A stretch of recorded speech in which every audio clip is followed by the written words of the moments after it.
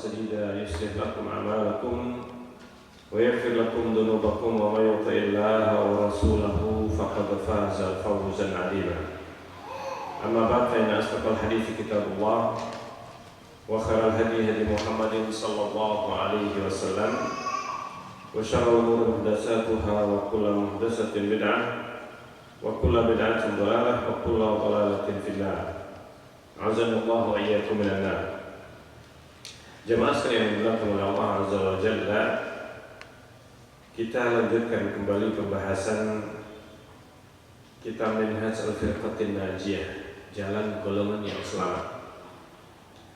Dan kita masuk kepada inti dari pembahasan kitab ini, yaitu prinsip-prinsip atau jalan golongan yang selamat. Dan kita sudah membacakan dalam kesempatan sebelumnya tanda-tanda atau siapa dan bagaimana tanda-tanda golongan yang selamat, di mana telah disebutkan bahwa golongan yang selamat ini mempunyai ciri-ciri sebagaimana disebutkan oleh Rasulullah SAW, bahwa nanti di akhir zaman ini akan terus senantiasa akan ada golongan yang ditolong oleh Allah, yang mereka berada di atas kebenaran. Dan Rasulullah mengisyaratkan bahwa mereka ini adalah kelompok yang tidak banyak, yang sedikit dibandingkan dengan yang lainnya, sehingga mereka kelihatan nampak dengan pemahaman yang jelas, pemahaman yang tidak ditutupi, menyampaikan kebenaran dan berada di atas kebenaran. Maka di sini kita akan membahas tentang bagaimana secara rinci prinsip-prinsip keyakinan, akidah, dan jalan golongan yang selamat ini. Dan ini disarikan dari hadis-hadis Rasulullah SAW yang memang telah menyebutkan ciri-ciri dan keyakinan golongan yang selamat ini. Yang pertama disebutkan oleh penulis bahwa golongan yang selamat adalah allati tantazim minhaj Rasul, yang mereka senantiasa berpegang teguh dengan setia, berpegang teguh dengan jalan yang telah dijalani atau telah dilaksanakan oleh Rasulullah SAW di dalam masa hidupnya, sepanjang masa hidup beliau sejak diutus menjadi Rasul SAW hingga akhir hayatnya. Maka golongan yang selamat adalah mereka yang berpegang teguh, senantiasa berpegang teguh dengan apapun yang telah dijalankan Rasulullah SAW. Dan ini tidaklah mungkin kecuali dengan mengikuti sunnah-sunnah Rasulullah, hadis-hadis Rasulullah SAW. Karena jalan Rasulullah ini sudah diabadikan, telah dinukil oleh para sahabat, disampaikan dan tidak ada satupun yang disembunyikan oleh para sahabat Rasulullah. Disampaikan oleh para sahabat kepada para tabi'in, para tabi'in kemudian secara estafet berikutnya kepada tabi'in, demikian seterusnya. Dan ini telah dibukukan, tidak ada yang luput dalam pencatatan atau dokumentasi apa yang sudah diajarkan Rasulullah itu kepada mereka, para sahabat. Ini terus dinukil secara estafet, yang disebut atau yang dikenal dengan istilah sanad. Makanya agama ini agama yang diajarkan Rasulullah SAW ini terjaga, pemahamannya, keyakinan Rasulullah SAW yang diajarkan kepada sahabat ini terjaga sampai akhir zaman, karena Allah telah menjamin. Kata Rasulullah SAW atau kata Allah Subhanahu Wa Taala, Inna nahnu nazzalna dzikra wa inna lahu lahafidhun. Sungguhnya kami telah menurunkan inna, sungguhnya kami yang telah menurunkan al-dzikra wa inna lahu lahafidhun, dan sungguhnya kamilah yang akan menjaganya, sehingga pemahaman terhadap agama ini yang diajarkan Rasulullah terjamin akan senantiasa terjaga. Artinya tidak akan pernah suatu zaman kecuali ajaran Rasulullah ini tetap akan tersampaikan, akan tetap tersampaikan secara estafet kepada umat setelahnya, dari generasi ke generasi sampai menjelang hari kiamat. Ini yang terjaga, tidak akan pernah sirna. Nah, ini yang telah terjamin karena Rasulullah SAW sudah menyebutkan hal ini.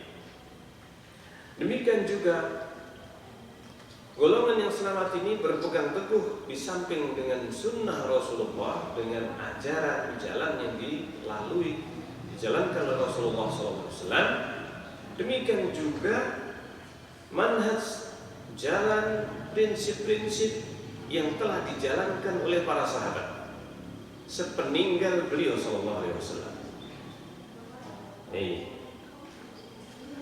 Apa jalan yang telah dilalui, telah dilaksanakan oleh para sahabat Rasulullah SAW? Maka disebutkan di sini yaitu Al-Quran, Al-Quranul Karim. Dan tidak cukup hanya Al-Quran. Al-Quran yang telah diturunkan oleh Allah kepada Rasulnya SAW. Tetapi Al-Quran ini Rasulullah SAW telah jelaskan kepada para sahabat. Al-Quran turun ini bukan hanya sekedar lafaznya saja, akan tetapi Al-Quran ini turun beserta dengan penjelasannya, beserta dengan penjelasan Rasulullah SAW. Dan ini adalah wahyu. Jadi wahyu itu bukan hanya Al-Quran, tetapi wahyu yang berupa Al-Quran ini diiringi ketika diturunkan oleh Allah kepada Rasulnya SAW, diiringi dengan wahyu yang kedua yang senantiasa mengiringi Al-Quran. Dan ini sudah disabdakan Rasulullah SAW. Ni utitul Qur'ana wa mislahu ma'ahu.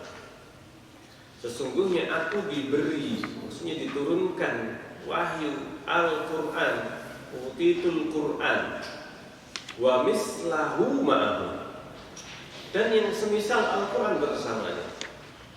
Jadi ada wahyu yang bersama Al-Quran dan itu semisal. Apa maksudnya semisal? Sama-sama wahyu, sama-sama harus diikuti, sama-sama merupakan petunjuk dari Allah Azza wa Jalla yang diturunkan kepada Rasulullah SAW. Yang satu berupa Al-Quran yang jelas lafadznya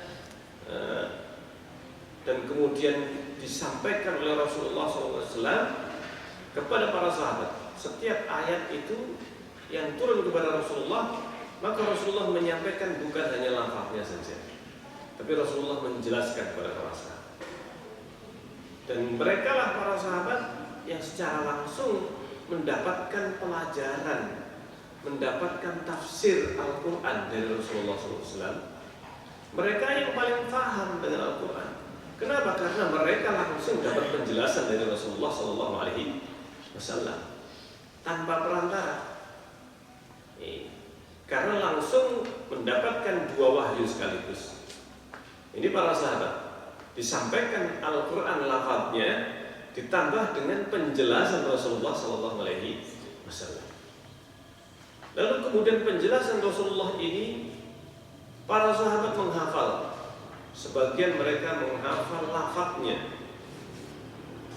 Dan ini banyak sahabat yang memiliki hafalan yang luar biasa, hingga menghafal lafaz-lafaz dari Rasulullah SAW. Karena lafaz Rasulullah itu sangat jelas, mudah dihafalkan, sebagaimana menghafal Al-Quran. Ini lafaz Rasulullah SAW. Diberi Rasulullah ini kejelasan dalam berbicara dan dalam lafaz-lafaz yang beliau ucapkan, sehingga ucapan beliau ini sangat mudah untuk dihafalkan. Apalagi kebiasaan Rasulullah apabila menyampaikan sesuatu, mengatakan sesuatu kepada para sahabat, beliau itu biasanya mengulangnya 3 kali sampai 3 kali. Jadi para sahabat mereka mendapatkan dari Rasulullah itu ketika ada lafaz-lafaz yang penting atau yang perlu untuk dihafalkan, maka Rasulullah mengulangnya 3 kali. Makanya banyak para sahabat yang menghafal hadis-hadis Rasulullah, bukan hanya Al-Quran saja yang dihafal, tetapi juga hadis-hadis Rasulullah. Ada sebagian sahabat yang betul-betul memiliki hafalan yang sangat kuat, seperti Abu Hurairah. Abu Hurairah tidak pernah mencatat, tapi beliau senantiasa menghafal dan memurajaah. Murajaah itu mengulang hafalan itu. Malam hari Abu Hurairah ini mengulangi, membacakan ataukah menyampaikan kembali hadis-hadis Rasulullah SAW yang didengarkan. Ini yang luar biasa, hafalan Abu Hurairah radhiyallahu anhu. Makanya sampai sekarang hadis yang disampaikan oleh Abu Hurairah ini dihitung oleh para ulama, ini adalah yang merupakan hadis dari Abu Hurairah mayoritas. Hadis Rasulullah SAW, Abu Hurairah ini memiliki hadis yang maknanya diambil dari Rasulullah SAW. Disebutkan ada sekitar 1/5 dari seluruh hadis ini diambil atau disampaikan oleh Abu Hurairah.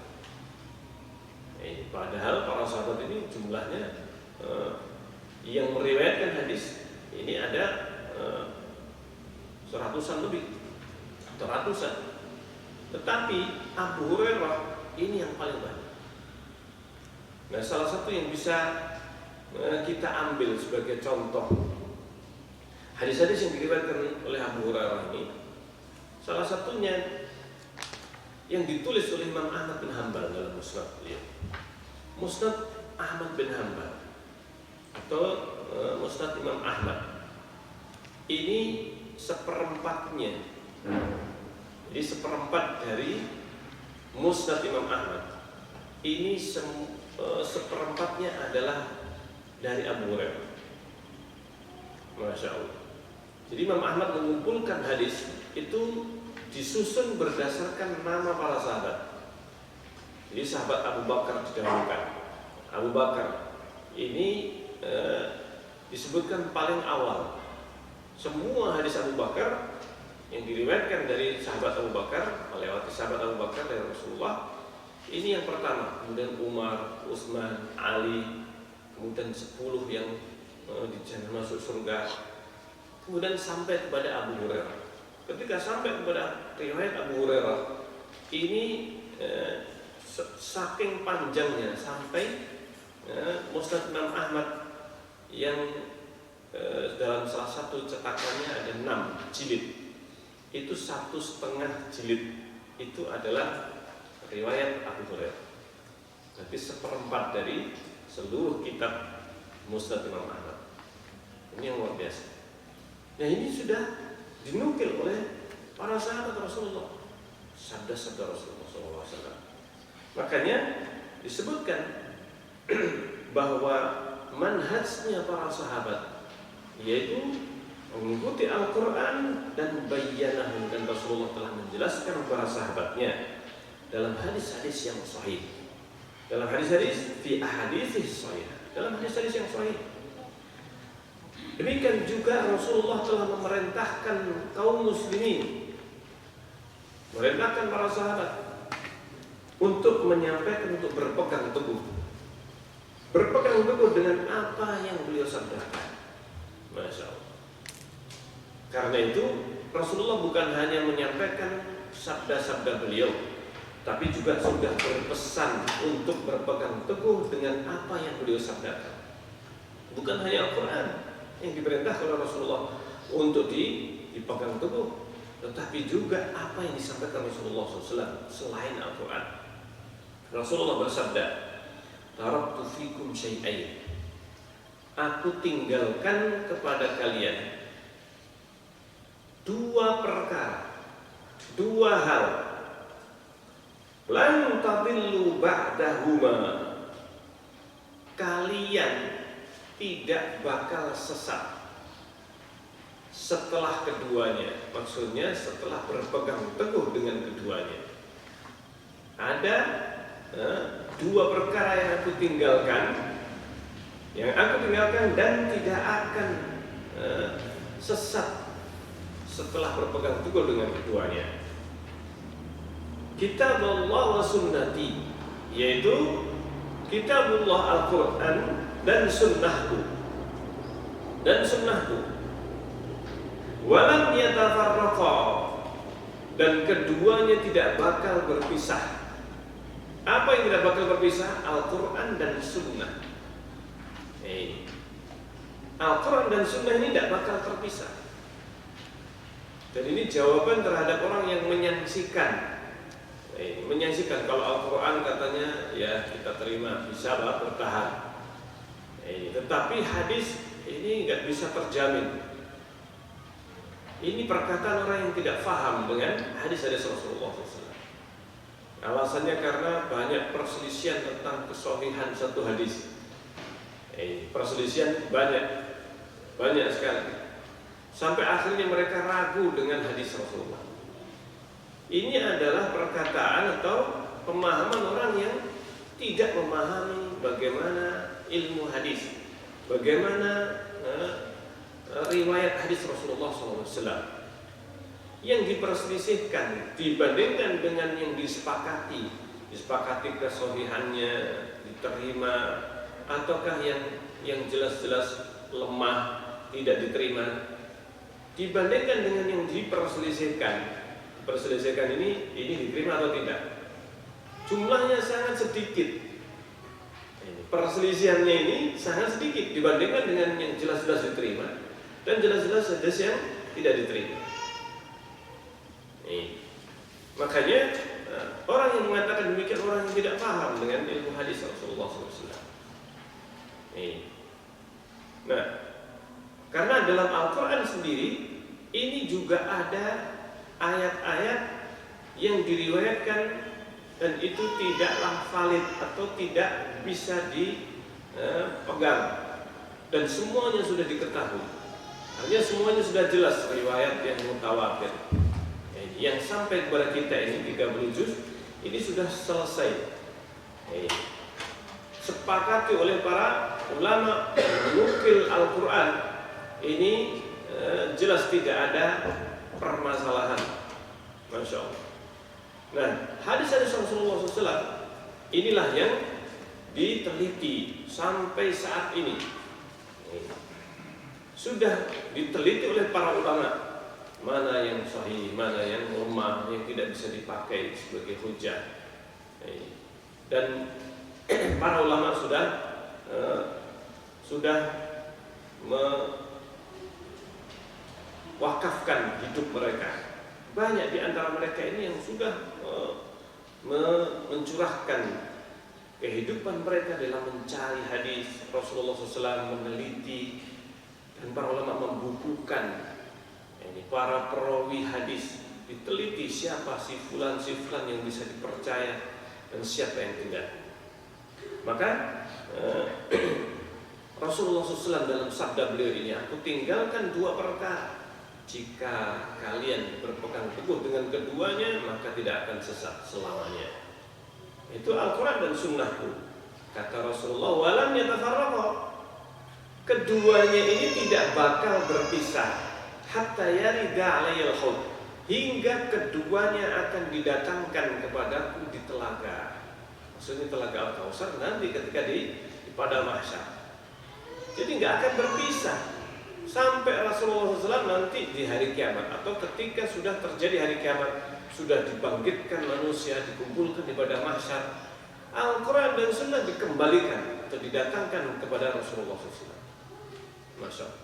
Artinya betul-betul dijaga oleh Allah, bukan hanya Al-Quran saja, tetapi juga adalah apa? Sunnah. Ini jelas bukan hanya Al-Quran. Nah ini, karena Rasulullah menyebutkan keduanya gak bakal berpisah.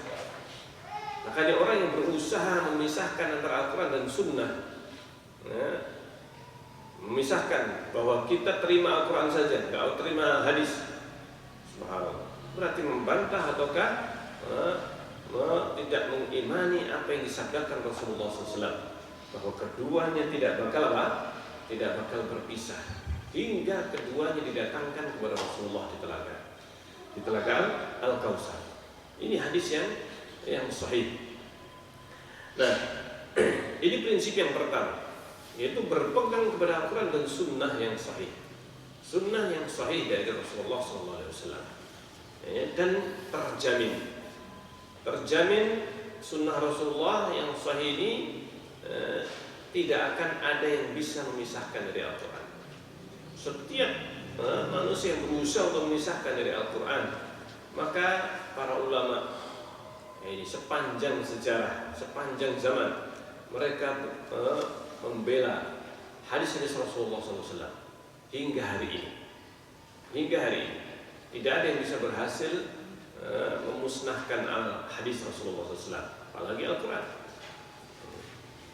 Nah, sehingga dijaga pemahamannya juga, bukan hanya lafaz Al-Quran saja yang dijaga, tetapi juga pemahaman yang benar terhadap Al-Quran melalui hadis-hadis Rasulullah itu tetap dijaga oleh Allah. Kemudian prinsip yang kedua, di antara prinsip golongan yang selamat adalah mengembalikan perselisihan kepada Al-Quran, kalamullah, firman Allah, dan kepada sabda Rasulullah SAW setelah wafat beliau. Karena pada saat Rasulullah masih hidup, langsung para sahabat mengembalikan seluruh perselisihan kepada Rasulullah pada saat Rasulullah masih hidup.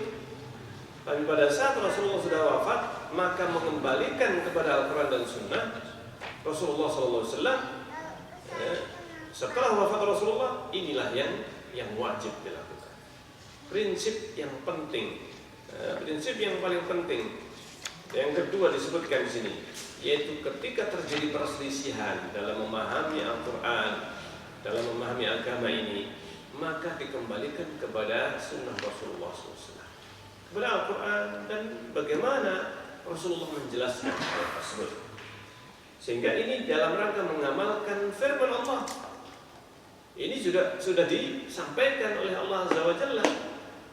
Ini metode mengembalikan atau bagaimana mengatasi perselisihan, solusi dalam menghadapi perselisihan yang terjadi di antara kaum muslimin dalam memahami agama mereka, maka dikembalikan kepada Al-Quran dan Sunnah Rasulullah SAW yang sahih. Sehingga ini dalam rangka mengamalkan firman Allah, "In tanaza'tum fi syai'in farudduhu ila Allah." Apabila kalian berselisih dalam suatu perkara apa saja, bahkan dalam perkara duniawi. Ini bukan hanya dalam masalah agama ini, pemahaman akidahnya, tidak, bahkan perselisihan dalam masalah duniawi, dalam masalah urusan bisnis. Bahkan nanti akan kita sebutkan bagaimana perselisihan yang terjadi di masa Rasulullah ini dalam masalah yang kelihatannya sepele, masalah pengairan. Ini disampaikan kepada Rasulullah, perselisihan para sahabat datang kepada Rasulullah.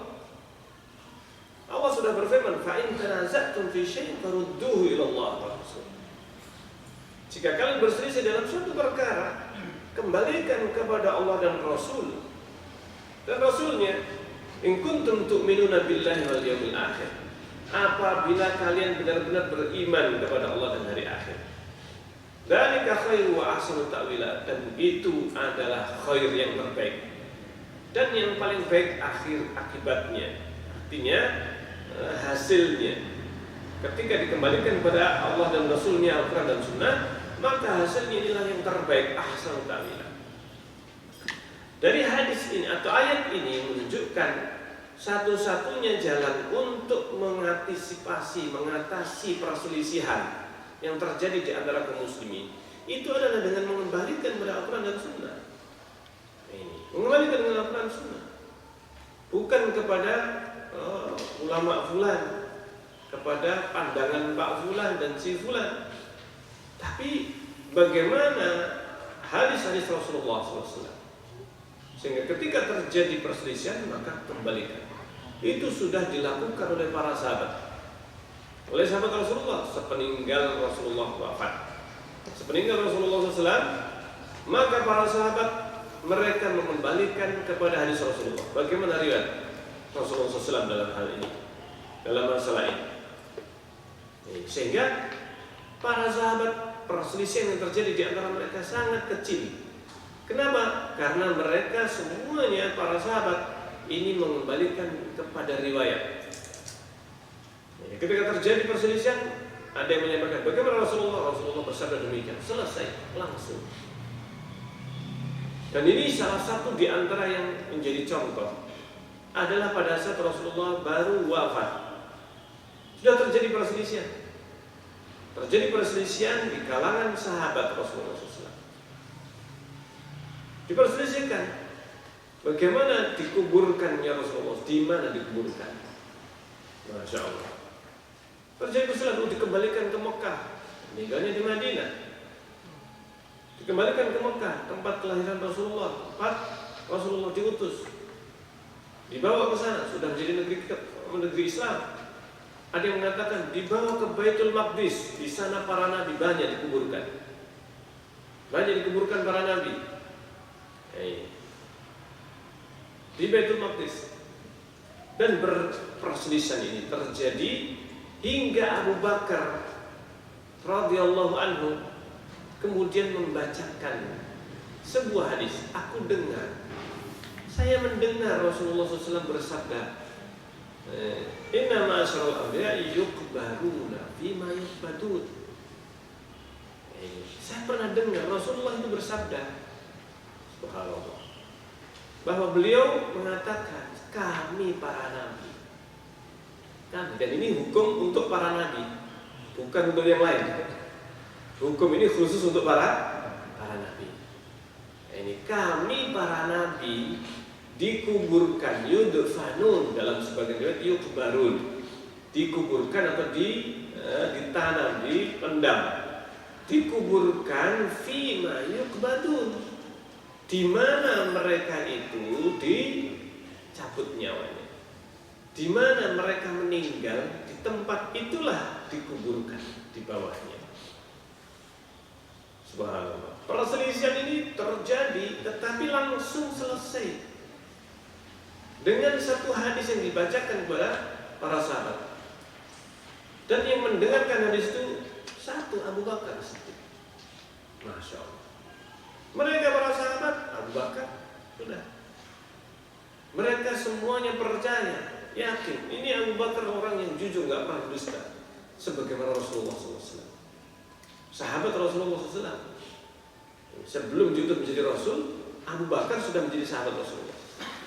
Maka serempak selesai permasalahan. Masya Allah. Selesai. Permasalahannya apa? Di mana diletakkan? Di mana Rasulullah wafat? Dikuburkan di situ.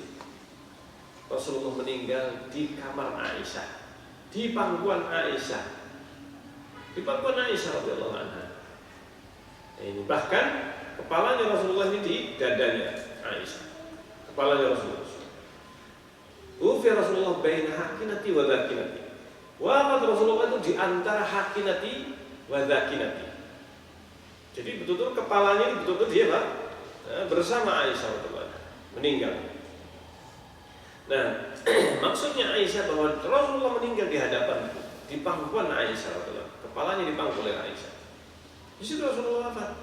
Berarti disitulah dikuburkan. Maka di bawah tempat tidur Aisyah pindah tempat tidurnya. Karena apa? Di tempat tidur itu Rasulullah wafat, maka di situ dikubur. Aisyah bergeser. Tempat tidurnya Aisyah bergeser, tapi tetap di situ. Nah, itu kamarnya Aisyah radhiyallahu anha. Masya Allah. Nah, ini hukum yang berkaitan dengan para nabi. Cukup dibacakan hadis. Masya Allah. Jadi perselisihan yang terjadi di kalangan para sahabat ini sudah langsung selesai. Kenapa? Langsung dikembalikan kepada hadis-hadis Rasulullah SAW. Kembalikan kepada Rasulullah. Dan banyak kisah-kisah yang menunjukkan tentang hal ini. Bahkan Umar bin Khattab radhiyallahu anhu, Abu Bakar, ada beberapa hadis yang tidak didengar oleh Umar, tetapi didengarkan oleh sahabat yang lain. Ketika ada seorang sahabat mengetuk pintu Umar, mengucapkan salam 3 kali nggak dijawab, pulang. Umar bin Khattab tidak segera menjawab atau menjawab dengan lirik.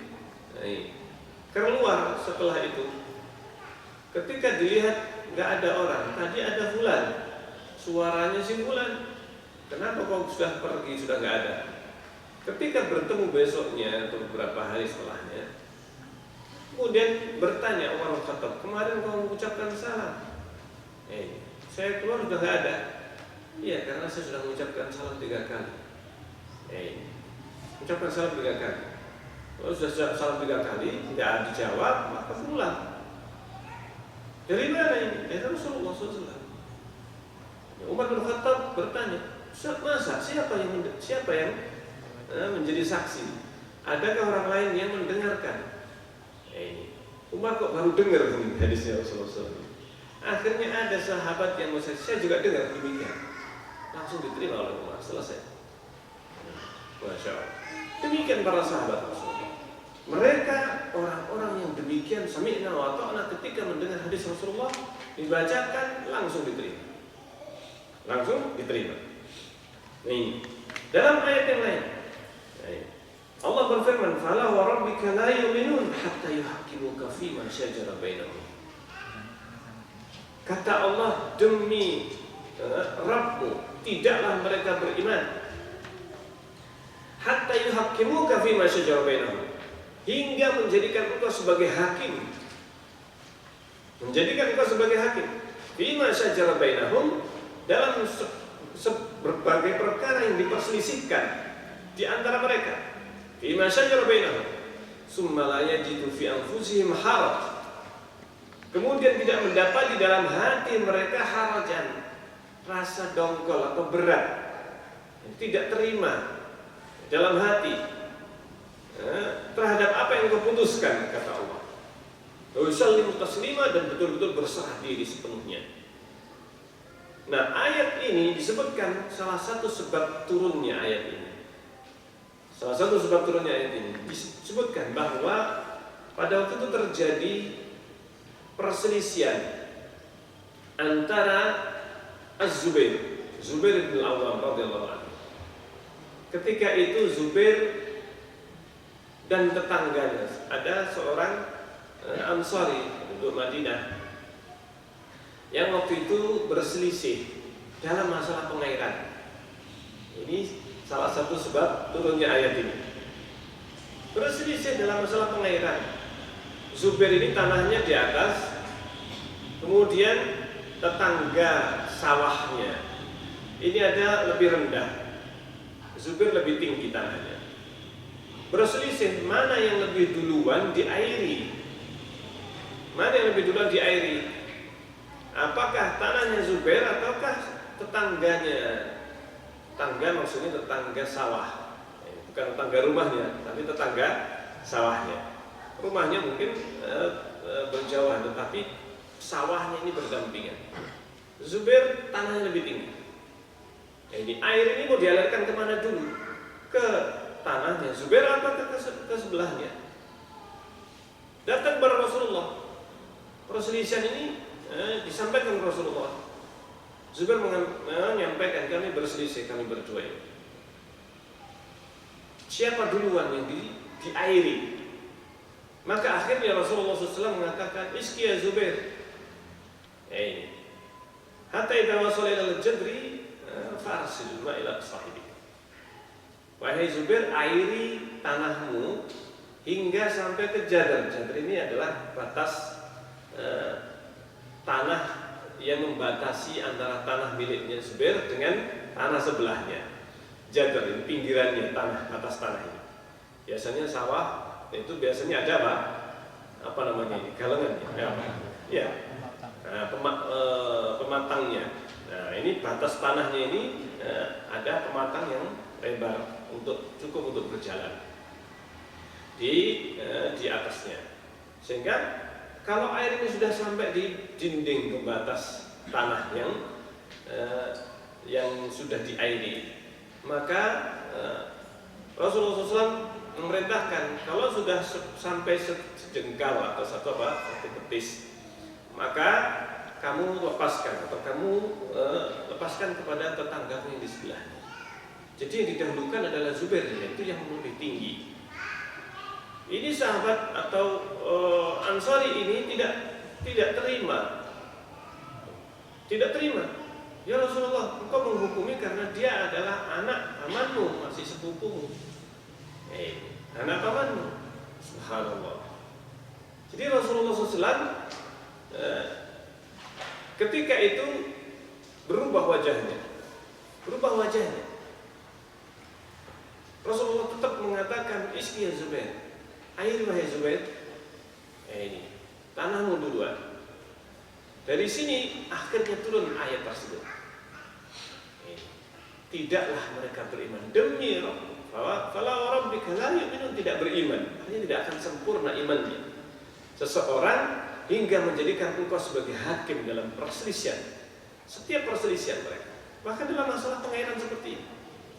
Makanya secara syar'i, dengan adanya kejadian ini, maka sejak itu ada ketetapan dalam masalah pertanian atau dalam masalah pertanahan atau pengairan.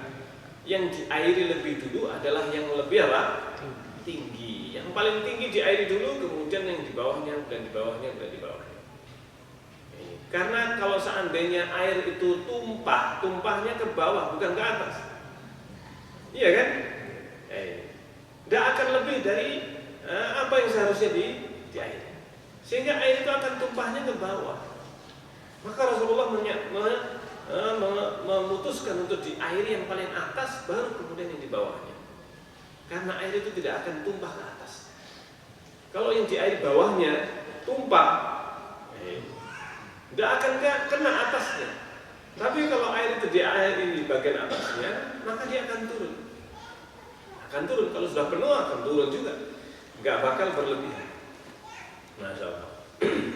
Nah ini di antara keputusan yang akhirnya menjadi salah satu hukum syar'i dalam masalah pertanian, pengairan. Nah ada lagi sebuah perselisihan yang disebutkan kepada Rasulullah SAW. Dua orang ini ketika diputuskan Rasulullah tidak puas. Keduanya tidak puas, datang kepada Abu Bakar. Abu Bakar ketika itu bertanya, apa yang sudah diputuskan Rasulullah? Keputusannya demikian. Kata Abu Bakar, iya sudah, itu keputusanku. Sama dengan keputusan Rasulullah SAW. Ketika diputuskan oleh Abu Bakar, gak puas juga dua orang ini. Datang kepada Umar bin Khattab bertanya, atau ketika itu disampaikan kepada Umar bahwa kami sudah datang kepada Rasulullah, kemudian datang kepada Abu Bakar, keputusannya sama. Bagaimana menurutmu? Umar bin Khattab tidak langsung menjawab. Umar bin Khattab langsung masuk dalam rumahnya, diambil pedang oleh Umar, langsung ditebas. Salah satunya yang satu lari. Subhanallah. Dan ini riwayat yang menunjukkan bagaimana ketegasan Umar bin Khattab. Abu Bakar memutuskan sama dengan Rasulullah. Keputusan saya sama dengan Rasulullah. Umar bin Khattab tidak perlu lagi menjawab. Itu sudah diputuskan oleh Rasulullah. Kenapa harus turun banding? Bukan naik banding ini ya. Kepada Rasulullah kita tak turun kepada Abu Bakar. Kepada Umar ya turun banding lagi. Subhanallah. Tidak akan puas kalau sudah kepada Rasulullah saja nggak puas, apalagi kepada Abu Bakar, apalagi kepada Umar. Maka diputuskan oleh Umar, ini keputusannya, putus lehernya. Subhanallah. Ini yang luar biasa. Jadi riwayat-riwayat ini menunjukkan bagaimana mereka para sahabat, kalau sudah diputuskan oleh Allah dan Rasulnya sudah selesai. Dalam permasalahan yang berkaitan dengan masalah duniawi, masalah muamalah, jual beli dan sebagainya. Karena ternyata di dalam hadis-hadis Rasulullah yang dikumpulkan para ulama, masuk dalam Sahih Bukhari, Sahih Muslim, Abu Dawud dan sebagainya, banyak permasalahan yang ternyata ini permasalahan yang kaitannya dengan jual beli, kaitannya dengan pernikahan, kaitannya dengan buang air, sampai seperti itu. Sampai hukum yang sangat kecil, sepele kelihatannya, ini sudah ada di dalam hadis Rasulullah SAW. Seorang bertanya dalam masalah apapun, masalah sosial, ekonomi, bahkan masalah politik sekalipun, sebenarnya sudah diatur di dalam Islam. Maka orang yang mengatakan di dalam Islam nggak ada aturan politik, siapa bilang? Siapa yang bilang bahwa tidak ada aturan politik di dalam Islam? Ada, semuanya sudah ada dalam hadis Rasulullah SAW. Bagaimana seharusnya pemerintah, bagaimana seharusnya seorang rakyat, rakyat bersikap terhadap pemerintahnya, terhadap sesama rakyat, satu dengan yang lainnya. Bagaimana kepada orang yang bukan Muslim, bagaimana kepada hewan, binatang. Ini sudah ada semuanya. Tinggal apakah seseorang mau mengambilnya ataukah tidak. Sudah lengkap dalam Islam.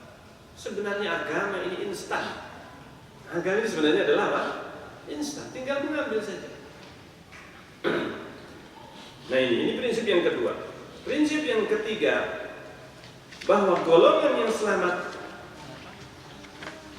al-firqatul najiyah la tuqaddimu kalamah, tidaklah mendahulukan perkataan seorang pun, siapapun dia, di atas firman Allah dan sabda Rasulnya Sallallahu Alaihi Wasallam.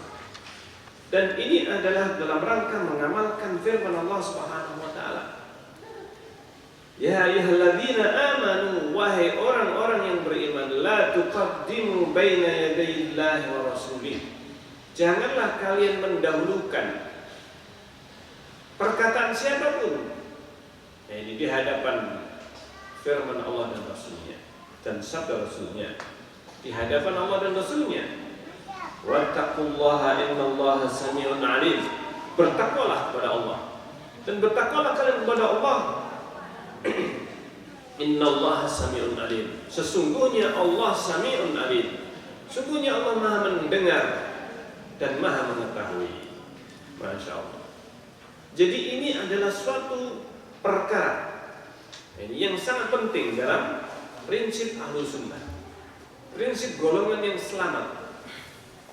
Dan golongan yang selamat, golongan Ahlus Sunnah wal Jamaah ini yang mendahulukan firman Allah dan sabda Rasulullah SAW di atas seluruh perkataan siapapun dia. Di atas seluruh perkataan, siapapun, setinggi apapun kedudukannya, maka firman Allah dan sabda Rasulnya Sallallahu Alaihi Wasallam. Masya Allah. Maka dikatakan, qala Ibnu Abbas berkata, arahum sayahlikun. Ketika itu Ibnu Abbas pada saat disampaikan kepada beliau, perkataan Abu Bakar atau Umar. Ketika itu Ibnu Abbas menyampaikan sabda Rasulullah atau firman Allah SWT. Disampaikan sabda Rasulullah, orang itu menjawab dengan apa? Perkataan Abu Bakar. Tapi Abu Bakar mengatakan demikian, Umar mengatakan demikian. Maka Ibnu Abbas waktu itu langsung mengatakan, arahum saya melihat mereka ini bakal binasa. Aku mengatakan kepada mereka, kalau Rasulullah bersabda, wa yaquluna qala Abu Bakar wa Umar. Sementara mereka mengatakan Abu Bakar dan Umar mengatakan demikian. Jadi membandingkan sabda Rasulullah dengan siapa? Abu Bakar dan Umar. Padahal Abu Bakar dan Umar adalah dua sahabat terbaik, bahkan manusia terbaik, bukan hanya sahabat Rasulullah, tapi manusia terbaik setelah Nabi dan Rasul adalah Abu Bakar dan Umar. Ini yang menjadi penghuni surga, penghulunya atau pemukanya penghuni surga, sesepuhnya ahlu surga, Abu Bakar dan Umar. Ini setelah para Nabi dan Rasul. Meskipun demikian Ibnu Abbas mengatakan, saya khawatir mereka ini yahlikun, bakal binasa. Saya katakan kalau Rasulullah bersabda, kok dijawab dengan apa? Abu Bakar berkata demikian. Ini manhajnya para sahabat. Maka dikatakan di sini bahwa hadis ini adalah atau riwayat dari Ibnu Abbas sendiri yang sahih, yang menunjukkan bagaimana manhajnya para sahabat tidak akan mendahulukan perkataan seorang pun dibandingkan dengan perkataan Allah dan Rasulnya. Tapi yang banyak sekarang terjadi ketika disampaikan ada hadis Rasulullah demikian, hadisnya jelas, tapi dijawab dengan apa? Tapi Pak Yai Fulan itu membolehkan. Pak Yai Fulan membolehkan. Ketika disebutkan Rasulullah menyatakan kebolehannya, sabda Rasulullah SAW, Pak Fulan melarangnya, mengharamkan. Jadi dipertentangkan antara sabda Rasulullah dengan perkataan seorang. La haula wala quwwata. Nah, ini yang sangat berbahaya, sangat berbahaya. Jadi ada, dan ini banyak ternyata kaum muslimin yang masih belum paham. Ketika disebutkan perintah Allah dalam Al-Quran menutup aurat, ini sabda Rasulullah tentang aurat yang harus ditutup oleh wanita. Ada sebagian, dan ini banyak ternyata kaum muslimin yang mengatakan itu Pak Kiai istrinya nggak pakai kerudung. Iya, itu anaknya Pak Kiai Fulan, ini Pak Profesor Fulan, ini tidak pakai kerudung. Dan yang lebih lucu lagi, ini ulamanya yang dianggap ulama juga mengatakan demikian. Ketika dalam Al-Quran disebutkan demikian, sabda Rasulullah SAW, dan kemudian ditakwilkan oleh profesor ini, anak saya juga nggak pakai kerudung. Dalilnya anaknya sendiri. Ini luar biasa zaman sekarang ini. Demikian mudahnya ketika disebutkan Al-Qurannya jelas, ayatnya, hadisnya Rasulullah SAW jelas, tapi kemudian dilawan dengan apa? Dilawan dengan pendapat seseorang. Pendapat seseorang, bukan sahabat. Kalau seandainya sahabat, masih ada kemungkinan itu pemahaman sahabat terhadap hadis Rasulullah SAW. Terhadap hadis Rasulullah SAW, penjelasan bisa jadi. Tetapi ketika jelas hadisnya kemudian dipertentangkan, menurut saya boleh, menurut saya tidak demikian, dan terus. Waliyadzubillah. Ini yang sangat berbahaya. Jadi prinsip ini prinsip yang sangat penting, yang menyelamatkan seseorang. Makanya dikatakan golongan yang selamat. Ini yang memiliki prinsip seperti ini. Nah, ini prinsip yang ketiga. Kemudian prinsip yang keempat. Prinsip yang keempat, golongan yang selamat adalah yang sangat mempedulikan tauhid, menjaga kemurnian tauhid. Ini sangat penting, karena inilah sebenarnya tujuan dakwah para nabi dan rasul semuanya, tanpa terkecuali Rasulullah SAW. Apa itu tauhid? Tauhid adalah mengesahkan Allah dalam ibadah, seperti doa, isti'anah, istighosa pada saat kondisi genting, itu disebut istighosa. Istighosah itu sebenarnya doa. Doa memohon kepada Allah Subhanahu wa taala, permohonan pada saat kondisi genting, kondisi yang sangat sulit. Maka disebut doa itu dengan istighosah. Jadi ini makna istighosah. Jadi istighosah adalah doa. Dan doa tidak boleh ditujukan kecuali hanya kepada Allah. Subhanallah. Ini istighosah. Sehingga banyak sekarang ini karena tidak paham dengan makna istighosah. Istighosah kepada siapa? Kepada Nabi, kepada wali, kepada selain Allah Subhanahu wa taala. Dan menganggap bahwa istighosah enggak apa-apa selain Allah. Kepada yang dikubur. Bahkan dalam kondisi yang bukan genting, itu mereka mengatakan ini mau istighosah. Ada acara makan-makan, kemudian apa? Istighosah katanya. Makan-makan ya bukan istighosah namanya. Ada acara makannya. Istighosah adalah kondisi dalam keadaan genting berdoa pada waktu itu. Ketika seorang mau tenggelam, perahunya di tengah laut, dan kemudian ombaknya besar, tidak akan ada yang bisa menyelamatkan dalam kondisi seperti itu kecuali hanya Allah Azza wa Jalla. Maka istighosah pada waktu itu kepada Allah.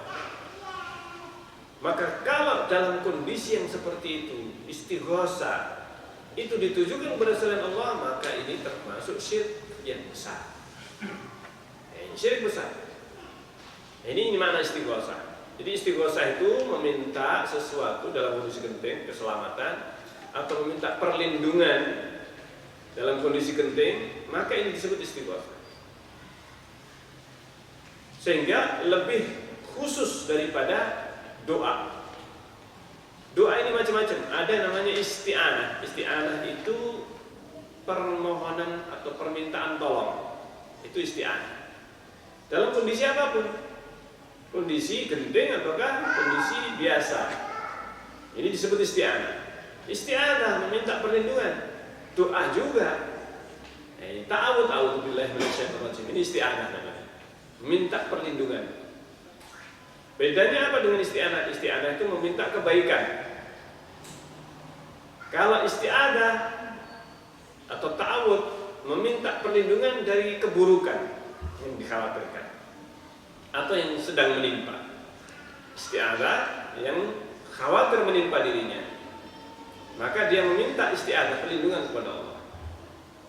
Meminta perlindungan. Ketika dalam kondisi yang genting, maka permintaan keselamatan atau perlindungan dari keburukan yang sedang menimpa disebut dengan istighosah. Jadi ini semua sebenarnya istilah-istilah untuk macam-macam doa. Dan itu dikumpulkan dengan istilah doa. Doa ini permohonan. Makanya doa ini sebenarnya adalah merupakan inti ibadah. Dan kesyirikannya kaum musyrikin bangsa Arab itu ternyata dalam hal doa ini. Dalam hal doa. Syiriknya bangsa Arab ini dalam hal doa. Itu hakikat kesyirikan mereka. Ketika mereka berdoa kepada selain Allah pada saat mereka berada di daratan, mereka banyak menyembah berhala-berhala ini. Untuk apa berhala dipasang? Dimintai doa. Ini sebenarnya kesyirikan mereka. Karena itu doa adalah inti dari ibadah. Doa itulah yang sesungguhnya disebut dengan ibadah. Sehingga sholat itu dalam bahasa Arab artinya doa. Arti bahasa sholat itu artinya adalah apa? Doa. Karena sebenarnya sholat itu adalah merupakan doa. Hakikatnya. Makanya doa ini tidak boleh ditujukan kepada selain Allah. Dan inilah hakikat tauhid, hanya berdoa kepada Allah. Istighosah hanya kepada Allah. Nah sekarang ini banyak kemudian disebut dengan istighosahan. Istighosah kepada siapa? Bukan kepada Allah, kepada Rasulullah, kepada wali. Subhanallah. Bahkan dengan jelas terang-terangan mereka mengatakan kepada selain Allah. ada salah satu doa yang dipanjatkan menjadi doa wajib. Doa wajib sebagian tarekat itu doanya istighosah. Ini salah satunya, yaitu dipanjatkan doanya ini made in Indonesia ini. Doanya made in apa? Indonesia. Karena tarekat ini munculnya di Indonesia. Cirinya doanya adalah apa? Doanya lafaznya rijalallah, ibadallah, aghisuna bi ajlillah. Wahai hamba Allah, wahai orang-orangnya Allah, rijalallah, aghisuna, tolonglah kami, entaskan kami, selamatkan kami. Ini dalam kondisi genting. Nah ini, li ajlillah, karena Allah.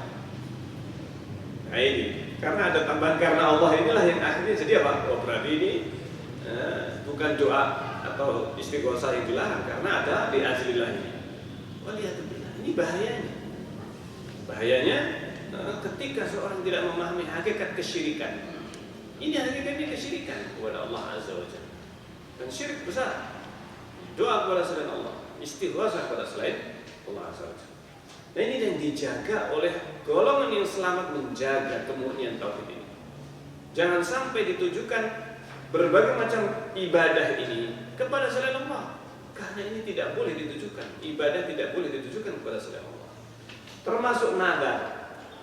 Nadar tidak boleh ditujukan. Saya bernadar kepada kiai fulan atau kepada kuburan, datang kepada kuburan fulan. Saya bernadar kepada Mbah Yai ini atau wali fulan ini yang dikuburkan di sini. Bernadar kepada siapa? Bukan kepada siapa. Kuburan ini, yang menghuni kuburan. Nama nadar itu hanya kepada Allah. Bernadar kepada Allah, tidak boleh nadar kepada selain Allah. Kemudian tawakal. Tawakal hanya kepada Allah. Subhanallah. Tapi ada dan banyak ternyata yang mengucapkan dengan terang-terangan tawakal kepada Husain. Seperti kaum Syiah, mereka doa kepada Husain, terang-terangan mengatakan doa kepada Husain, tidak perlu doa kepada Allah, tidak perlu berdoa kepada Allah, langsung kepada Husain saja. Subhanallah. Ini hakikat kesyirikan yang dilakukan. Kemudian berbagai macam ibadah yang ini merupakan prinsip yang dibangun di atasnya berbagai negeri Islam. Negeri-negeri Islam dibangun di atas tauhid sejak zamannya Rasulullah SAW. Madinah, negara, sudah menjadi negara, dibangun di atas dasar tauhid. Ini yang seharusnya menjadi dasar negara. Dasar negara ini adalah merupakan apa? Merupakan sesuatu yang sangat mendasar. Masya Allah. Tauhid. Tauhid. Makanya ini yang sangat penting. Kemudian suatu keharusan untuk menjauhkan kesyirikan dan berbagai macam fenomena yang ada di mayoritas negeri-negeri kaum muslimin. Negeri-negeri Islam ternyata banyak, mayoritas itu terdapat kesyirikan, syirik besar. Karena menghapus kesyirikan ini merupakan konsekuensi dari tauhid, muqtadayat tauhid, dan tidak mungkin ada pertolongan dari Allah. Tidak mungkin pertolongan dari Allah kepada jamaah manapun yang meremehkan tauhid. Kepada jamaah yang meremehkan tauhid. Subhanallah. Dan tidak memerangi kesyirikan, tidak menghadapi kesyirikan, membiarkan kesyirikan, tidak akan ada pertolongan Allah kepada kelompok yang seperti ini. Maka Allah Subhanahu wa taala akan menolong, memberikan pertolongan kepada kelompok yang benar-benar memerangi tauhid dengan segala macamnya, memurnikan tauhid. Dan ini intisari dakwah para nabi dan rasul tanpa kecuali. Dan ini adalah meneladani kepada para rasul semuanya, dan apalagi kepada Rasulullah SAW. Karena seluruh para nabi dan rasul ini intisari dakwahnya sampai wafat mereka, sampai akhir hayat mereka. Ini estafetnya dakwah para nabi dan rasul. Masya Allah. Baik, ini yang keempat di antara prinsip Ahlus Sunnah atau golongan yang selamat.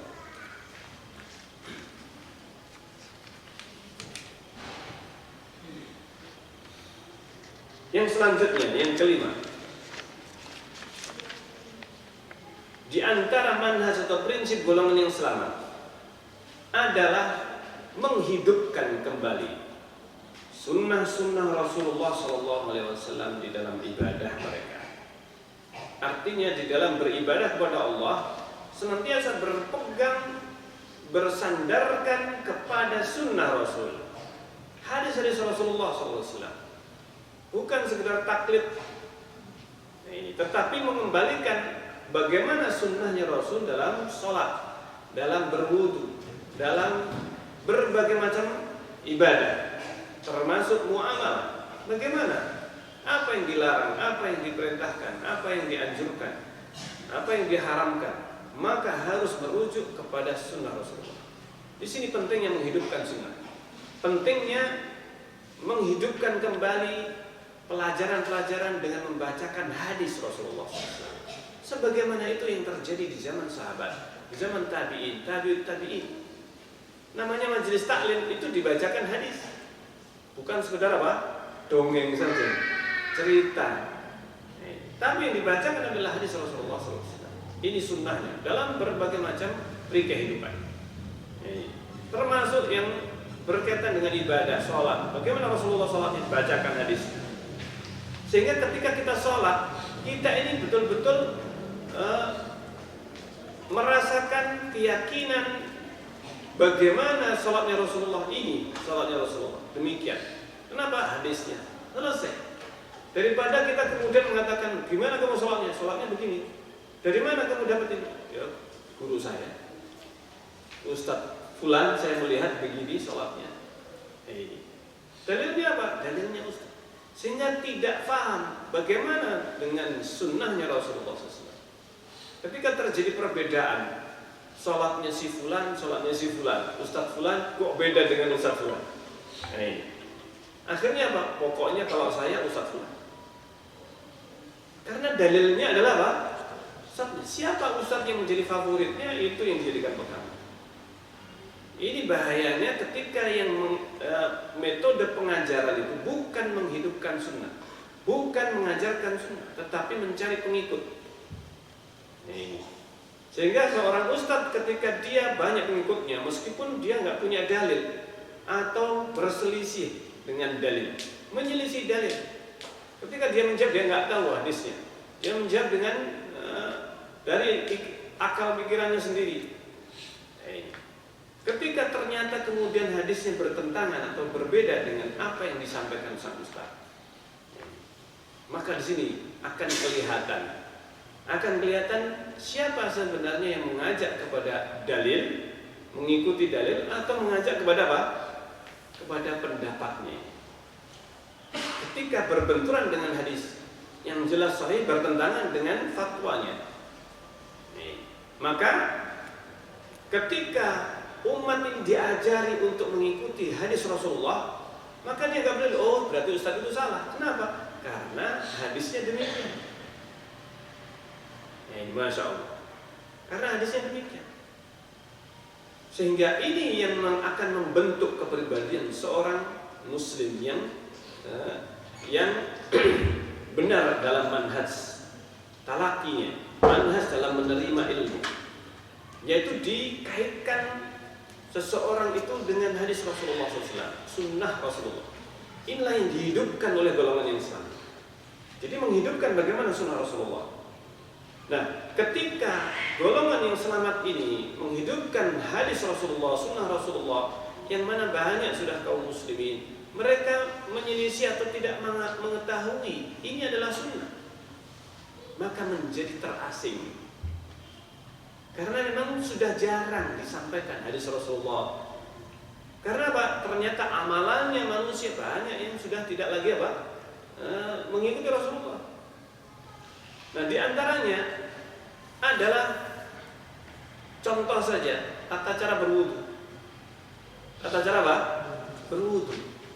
Ketika yang diajarkan adalah yang penting sahnya bagaimana, dia tidak dibacakan hadisnya. Maka ketika berwudu, ketika apa? Kepala. Bagaimana mengusap kepala? Di dalam mazhab Syafi'i dibahas tentang bagaimana sah tidaknya kalau cuma mengusap sebagian kepala, sah atau tidak.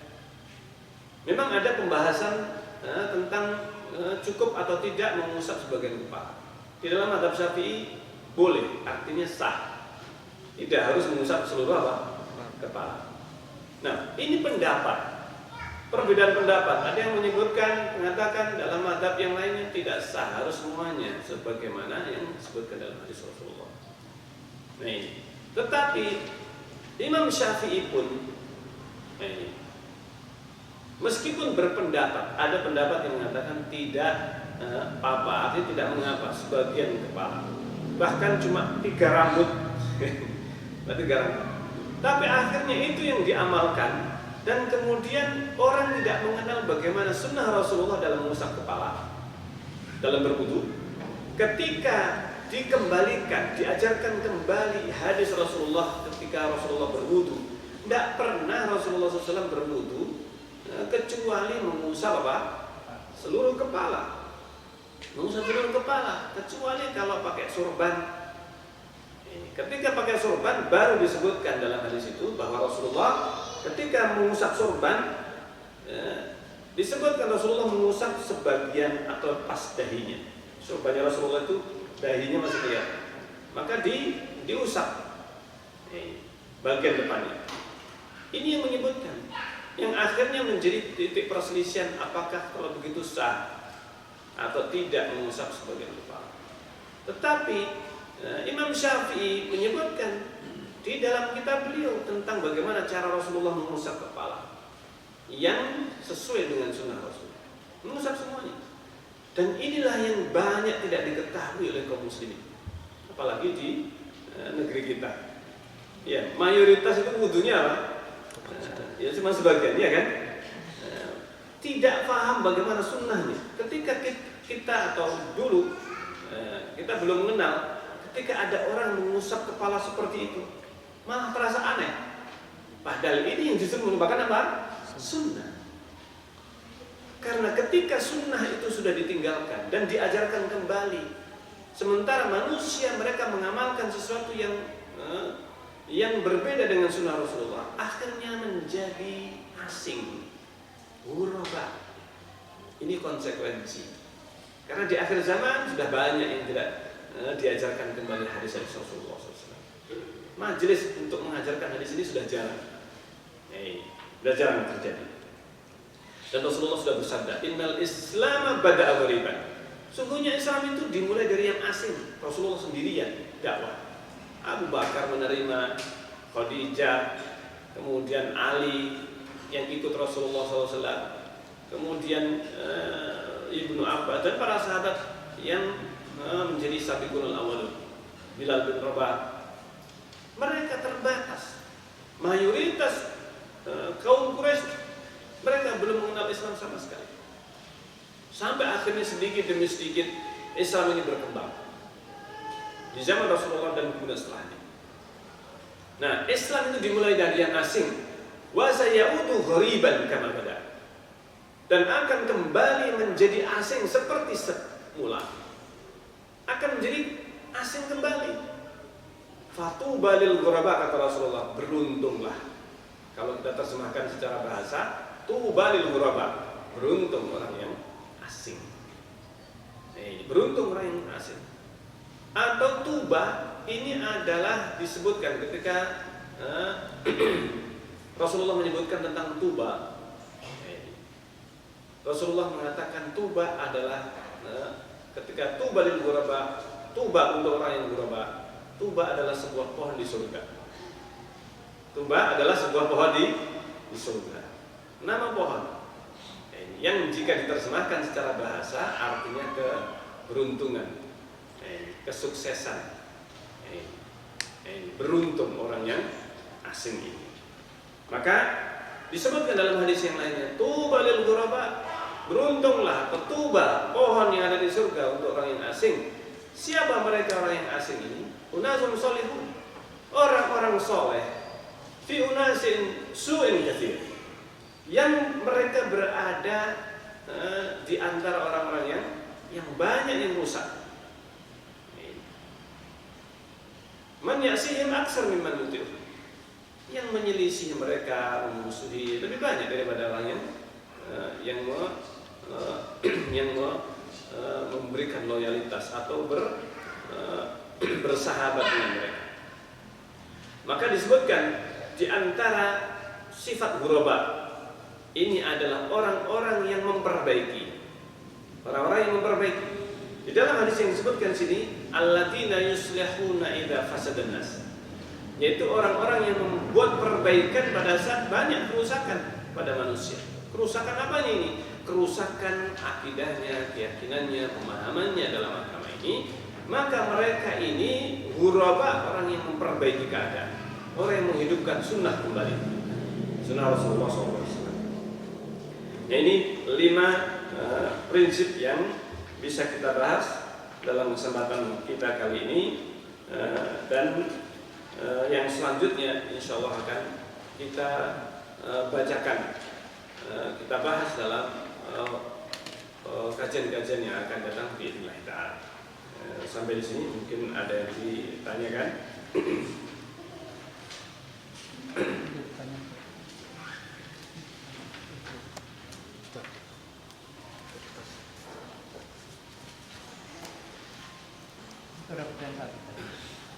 Iya.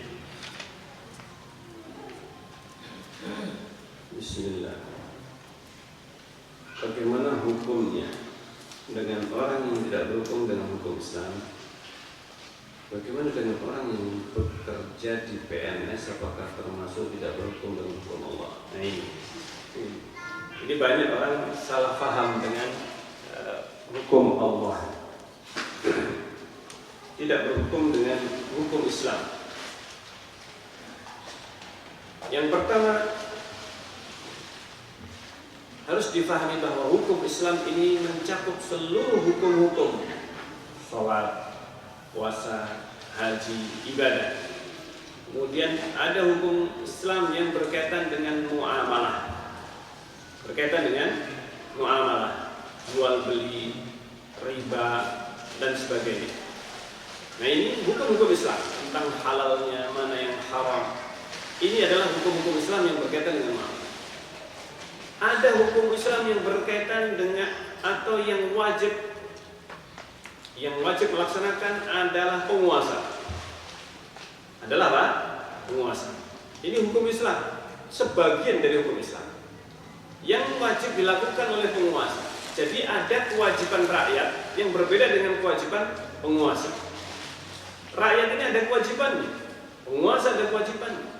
Di dalam Islam ada hukum Islam yang khusus berkaitan dengan para penguasa. Siapa mereka para penguasa ini? Atau pemerintah? Maka mereka para penguasa yang wajib menjalankan beberapa hukum. Di antaranya adalah hukum misalnya potong tangan, rajam, dan yang lain sebagainya. Ini penguasa. Nah, mereka lah yang berwenang dan berkewajiban, berhak untuk menerapkan hukum-hukum ini, dan bukan diterapkan atau menjadi kewajiban bagi pribadi untuk menerapkannya. Ada yang wajib bagi setiap pribadi, hukum sholat wajib, meyakini wajibnya berhukum dengan hukum Allah. Ini juga termasuk hukum. Nah, ada yang wajib dijalankan oleh pemerintah, ada yang wajib dijalankan oleh rakyat. Rakyat wajib taat kepada penguasa dalam hal yang ma'ruf yang tidak bertentangan dengan syariat. Ini kewajiban rakyat. Kewajiban penguasa harus berlaku adil kepada rakyat, berlaku adil, dan kewajiban menerapkan hukum Islam, hukum potong tangan, hukum rajam, dan yang lain sebagainya. Nah, ini adalah yang semuanya ini kewajiban-kewajiban untuk menerapkan hukum Islam. Hukum Islam diantaranya tauhid. Ini juga hukum Islam.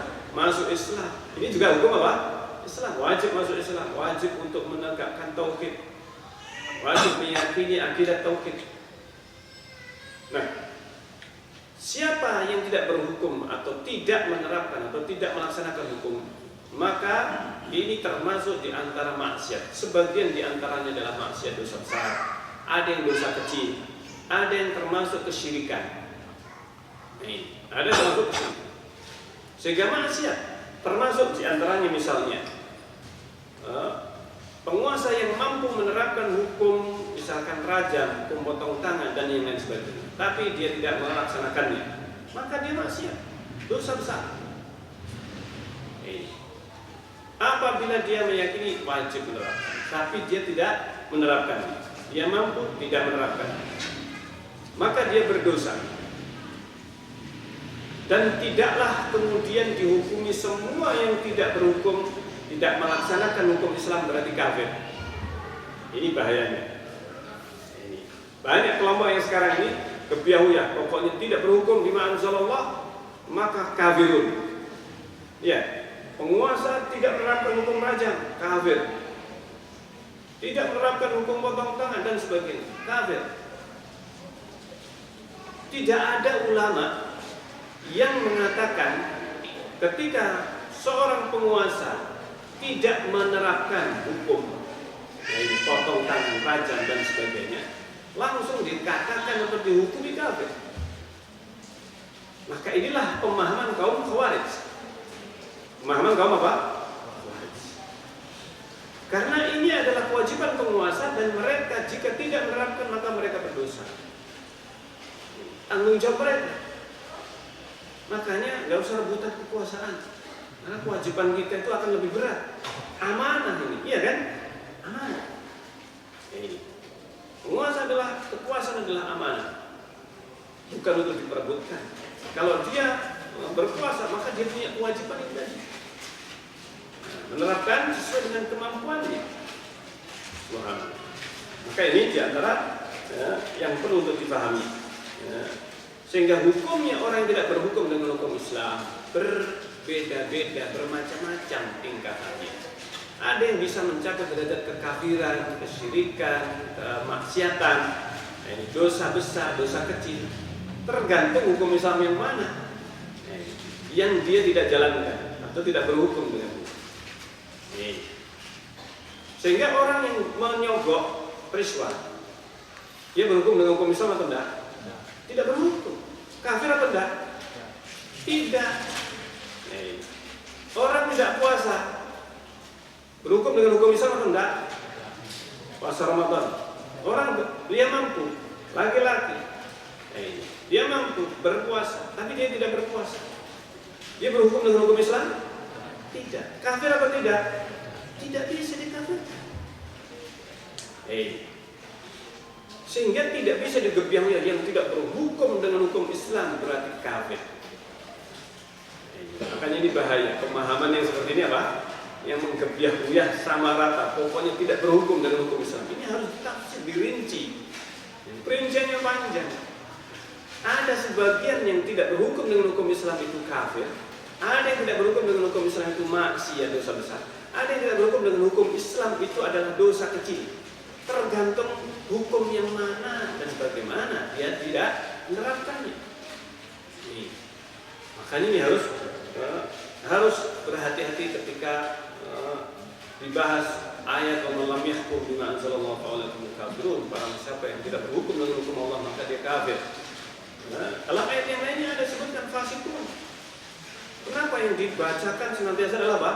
Kafir. Yang fasik ini pokoknya kafir sama. Musyrikun semuanya. Nah ini bahayanya ketika memahami agama ini, Al-Quran dan Sunnah tidak sesuai dengan pemahaman para salaf. Ini pentingnya memahami agama ini dengan pemahaman salaf, karena mereka para salaf, para sahabat, mereka yang paling paham dengan agama ini. Ketika para salaf tidak memahami seperti itu, maka bisa kita yakini, bisa kita tegaskan bahwa ini pemahaman yang menyimpang, pemahaman yang sesat. Jadi jawabannya ini harus ditafsir, diperinci. Tidak berhukum dengan hukum Islam, ini banyak macamnya. Hukum yang mana dan bagaimana keyakinannya ketika tidak berhukum dengan hukum Islam itu.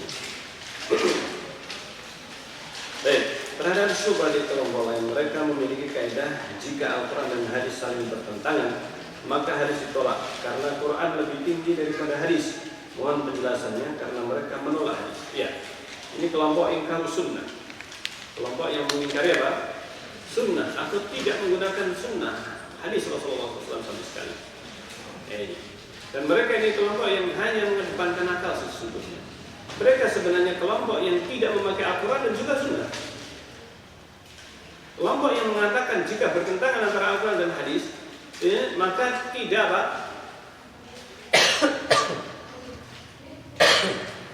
Sesungguhnya orang tersebut tidak paham.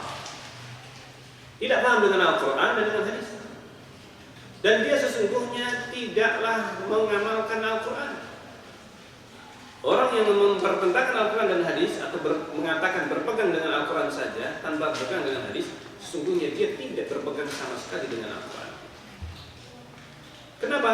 Karena Al-Quran yang memerintahkan kita untuk berpegang dengan hadis. Wa ma atakumur rasul fakhudhuh. Apapun yang dibawa Rasul maka ambil. Wa ma atakumur rasul fakhudhuh. Apapun yang dibawa Rasul ambil. Wa ma nahakum anhu fantahu. Dan apa yang dilarang tinggalkan. Siapa Rasul di sini? Rasulullah. Apapun yang dibawa Rasul bagaimana? Ya hadis. Itulah hadis Rasulullah yang dibawa oleh Rasul, yang sampai kepada kita. Dan Al-Quran termasuk yang dibawa oleh Rasul. Jadi yang dibawa oleh Rasul dua, Al-Quran dan Sunnah. Orang yang mempertentangkan antara Al-Quran dengan Sunnah berarti orang yang tidak paham dengan keduanya. Orang yang tidak paham dengan keduanya, nggak paham dengan Al-Quran dan tidak paham dengan Sunnah. Maka orang yang seperti ini, orang yang ditinggalkan. Ustadz sekalipun, kalau ada pemahaman yang seperti ini, maka ini ustadz yang tidak paham dengan Al-Quran dan juga Sunnah. Meskipun dia mengatakan berpegang dengan Al-Quran, bagaimana cara berpegang dengan Al-Quran? Kita tanya, kamu sholat dah? Tanya. Kita tanya orang yang mengatakan kalau bertentangan Al-Quran dan Sunnah, kita apa? Kita pakai apa? Al-Quran. Anda sholat? Iya. Bagaimana caranya sholat? Sholat maghrib berapa rakaat? Maka kita tanya orang itu yang mempertentangkan Al-Quran dan Sunnah. Kita tanya, Anda sholat maghrib, berapa rakaat? Kalau jawabannya 3 rakaat, dari mana? Dari Al-Quran? Nggak ada dalam Al-Quran. Maksudnya lafaz sholat maghrib 3. Nggak ada. Tetapi ada di dalam Al-Quran secara lengkap utuh. Ini tata cara sholat maghrib, tata cara sholat isya, waktunya, semuanya dengan satu ayat ini tadi. Wa ma atakumur rasul fakhudhuh. Apapun yang diambil, didatangkan oleh Rasul, ambil. Maksudnya pakai, gunakan, jalankan, laksanakan, amalkan. Ini Allah yang merintahkan kita. Lah kalau orang itu sholat maghrib, wudu sebelumnya, iya. Bagaimana cara wudunya? Ada dalam Al-Quran. Ayo silahkan dibuka ayat wudu. Wudunya bagaimana? Ya, berkumur dulu. Dari mana berkumur? Dalam Al-Quran nggak ada wudu berkumur. Langsung membasuh wajah. Faghsilu wujuhakum. Langsung basuh apa? Wajah. Tangan. Kemudian mengusap kepala, kemudian kaki. Nggak ada berkumur. Nggak ada berkumur. Memasukkan ke dalam situ, nggak ada. Telinga nggak ada dalam Al-Quran. Maka ini semuanya sudah dijelaskan. Al-Quran termasuk ayat wudhu yang diperinci, 4 anggota tubuh yang dibasuh. Ini pun sudah dijelaskan tata caranya oleh Rasulullah. Tidak mungkin kita bisa mengamalkan Al-Quran tanpa hadis. mengatakan demikian kita kalau bertentangan Al-Quran dan hadis kita dahulukan Al-Quran. Justru salah. Hadis itulah yang menjelaskan Al-Quran dan tidak bakal bertentangan antara Al-Quran dan hadis yang sahih. Kalau mempertentangkan Al-Quran ini hadis dhaif, ya, tidak perlu dipertentangkan, wong dhaif nggak diterima. Paham sendiri? Hadis dhaif itu nggak diterima, apalagi mau untuk palsu. Kemudian dibenturkan dengan Al-Quran, nggak perlu dibenturkan, wong hadisnya nggak diterima. Maka kalau hadis sahih, kemudian ini ada ayat Al-Quran, orang yang mengira ada pertentangan, yang salah bukan Al-Quran, bukan hadisnya. Yang salah adalah apa? Pemahamannya. Nah ini, fahamnya dia, ini hadis bertentangan dengan Al-Quran, bertentangan dengan Al-Quran. Padahal sebenarnya tidak bertentangan. Pemahamannya saja yang bertentangan. Hadisnya sebenarnya tidak. Maka tunjukkan mana yang bertentangan. Orang yang mengatakan demikian, contohkan. Contohnya mana? Nih. Mana contohnya? Nah, makanya orang yang mengatakan teorinya seperti ini bertentangan, pakai hadis maudhu. Pakai hadis apa? Maudhu. Orang yang mengatakan demikian pakai hadis juga, tapi hadisnya hadis apa? Maudhu. Jadi pertanyaan ini sebenarnya adalah berkaitan dengan ada satu hadis. Hadisnya bagaimana? Apabila kalian, kata Rasulullah, ini hadisnya, ini hadis maudhu. Apabila kalian mendengar sesuatu dariku dan hendaknya kalian cocokkan dengan Al-Quran. Kalau cocok terima, kalau tidak tolak. Kalau cocok diterima, kalau tidak lah ditolak. Kalau kalian mendengar satu hadis dariku, maka cocokkan dengan Al-Quran. Kalau cocok diterima, kalau tidak cocok maka ditolak. Ya kita praktekkan, ini kan juga hadis. Ini juga hadis ya kan? Ini juga hadis. Maka kita cocokkan dengan Al-Quran. Maka nggak cocok hadis ini. Hadis palsu ini. Ya. Kenapa? Karena Al-Quran justru memerintahkan kita untuk menerima seluruh hadis yang benar-benar dari Rasulullah SAW, maka kita terima. Berarti hadis ini hadis yang batil, tidak sesuai dengan Al-Quran. Paham sini kira-kira ya? Jadi jawabannya gampang. Bagaimana dengan sekolah yang mengadakan istighosah, berdoa bersama, ujian murid-muridnya dimudahkan dan diluluskan semuanya? Apakah boleh istighosah yang demikian? Istighosah pada siapa? Ujian sekolah itu bukan kondisi genting. Bukan kondisi genting. Yang harus apa? Istighosah. Istighosah itu ketika seorang berada di laut. Di dalam Al-Quran disebutkan, wa idza ghasyiyahum mawjun fil dhulali da'u Allah mukhlisina lahu din. Ketika mereka berada di tengah laut, diombang-ambingkan di lautan. Maka mereka berdoa kepada Allah. Ini ceritanya tentang orang musyrik ini dalam Al-Quran. Dalam Al-Quran ini. Ya apa? Wa idza ghasyiyahum mawjun fil dhulal. Ketika mereka itu diliputi oleh ombak seperti awan. Jadi ombaknya saking apa? Tingginya seperti awan, karena di atas mereka ombaknya. Dhulal seperti awan. Jadi mereka itu dilingkupi di sekitarnya itu ombak lautan yang sangat besar. Seperti awan, karena lebih tinggi dari perahunya, lebih tinggi dari kapalnya. Maka mereka orang musyrik itu berdoa mukhlishina lahuddin. Jadi orang musyrik sendiri doa kepada Allah ketika mereka dalam kondisi genting. Istighosahnya kepada Allah. Ini orang musyrik ini. Ini orang musyrik kalau mereka istighosah itu kepada Allah. Tapi kalau doa biasa, mereka berbuat syirik. Ini orang musyrik di zaman Rasulullah, turunnya ayat ini. Mereka orang musyrik itu istighosahnya kepada Allah. Nah, tetapi ketika mereka sudah berselamat di daratan, idahum yusyrikun, mereka berbuat syirik. Doa kepada selain Allah. Ketika di tengah lautan, doa hanya kepada Allah. Sekarang Nah, ini. Ketika orang itu dalam kondisi genting, bahkan kondisi genting ini, itu justru berbuat syirik. Berbuat apa? Syirik. Datang ke kuburan, penyakit ini sudah mau mati misalkan, panggil nama selain Allah untuk menolongnya. Ya Sayyid Fulan, ya Sayyid Fulan, dan seterusnya. Di tengah laut, ombak lautan. Dan ini ada yang bercerita kisah nyata. Ada satu buku, ada satu kitab, mungkin sudah diterjemahkan kitab ini. Kisah nyata seorang yang menulis kitab ini.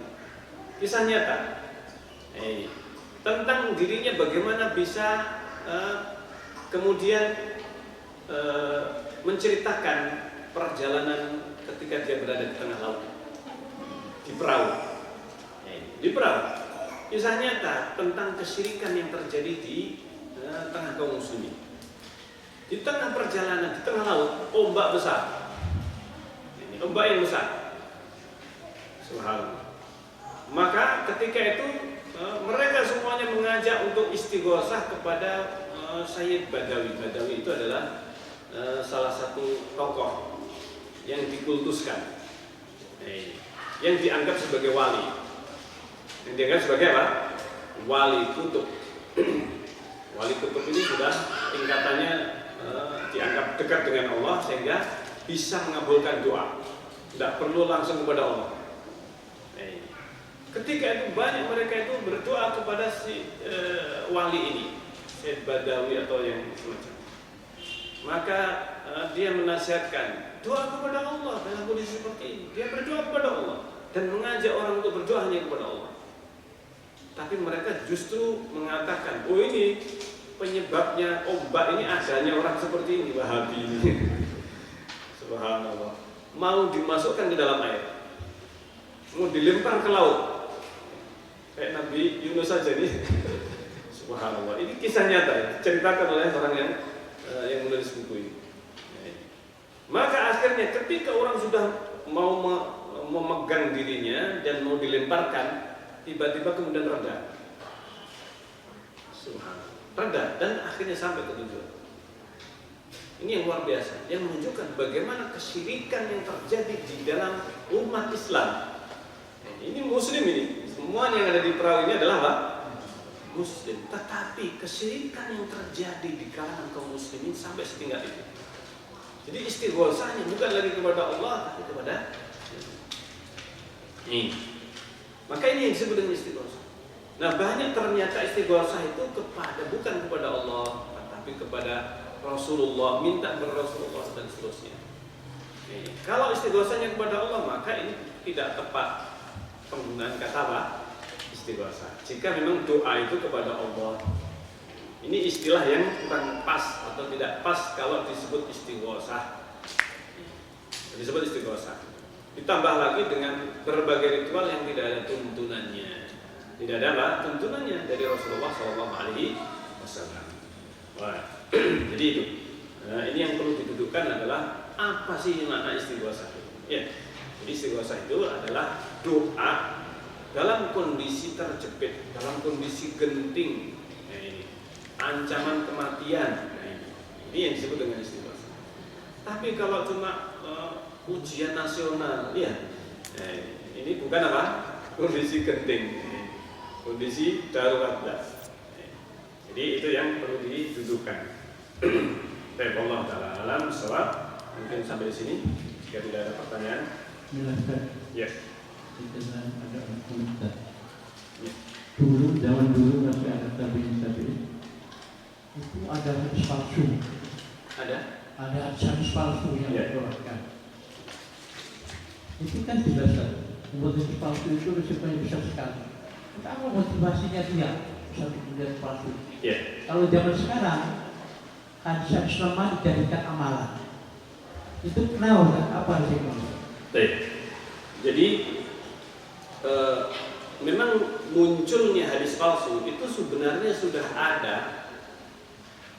di zaman para salaf. Muncul hadis-hadis palsu itu di zaman para salaf. Nah, Justru karena itulah, karena muncul banyak hadis-hadis palsu yang tidak pernah didengar oleh sahabat. Para sahabat mereka heran, kok muncul hadis-hadis seperti ini, tidak pernah kami dengar. Dan itu ternyata sudah muncul di zaman sahabat setelah wafatnya Rasulullah. Muncul hadis-hadis apa? Yang palsunya nggak jelas ini dari mana dan siapa yang mungkin. Maka pada saat itulah mulai para sahabat menanyakan,